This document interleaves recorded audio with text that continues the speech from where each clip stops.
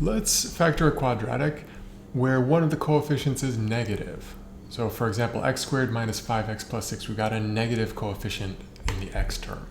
So the steps are going to still be the same. So we start by drawing our diamond diagram like we have on the left side here. The next step, we're going to fill in the top and bottom diamonds with C and A respectively. So the top one we're going to put in the C, the bottom one we're going to put in, sorry, that's not A, I should say B here.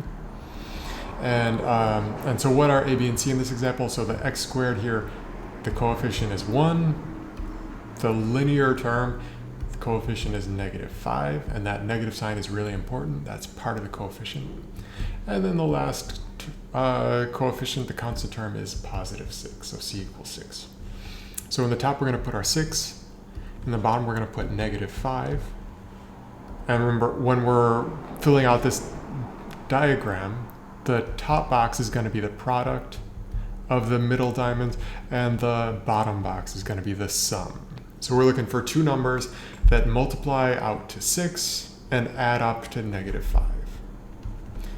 So find two numbers that multiply out to 6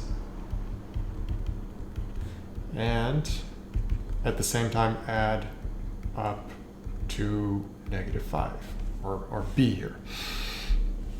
So how can we factor 6 in a way that the sum of those factors is -5?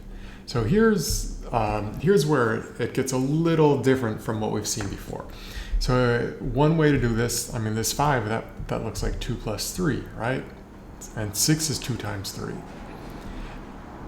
2 times 3 equals 6, but 2 plus 3 is +5. It doesn't equal -5. We need a -5 here. So the fix for this, the solution, is we remember that a negative times a negative is a positive. So we can still get +6 if we factor this as -2 times -3. All right, so we can still factor a positive integer into two negative numbers. That's still allowed.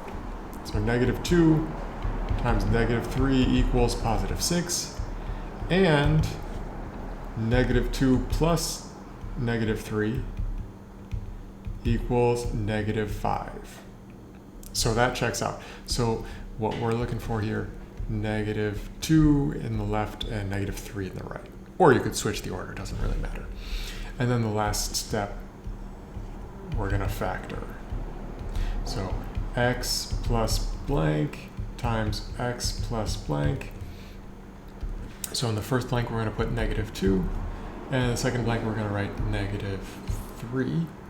And if we wanted to simplify this a little bit, make it a little bit easier to read, this is the same thing as x minus 2 times x minus 3. And if you multiply this out, you're going to get exactly x squared minus 5x plus 6.